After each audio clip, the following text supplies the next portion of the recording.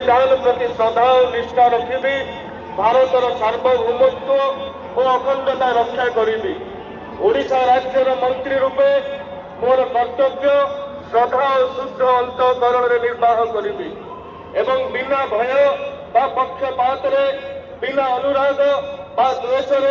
सबु प्रकार लोकों प्रति संविधान और विधि अनुसार न्याय करी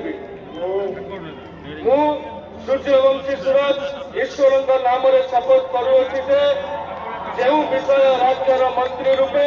मोर विचार को अणा मते ज्ञात हेबो एपरी मंत्री रूपे मोर कर्तव्यर समुचित निर्वाह निमित्त जेपरी आवश्यक हेबो तत्भिन्न प्रत्यक्ष व परोक्ष भाव कौन व्यक्ति बा व्यक्ति मानू जनईबी नहीं बा प्रकट करी नहीं।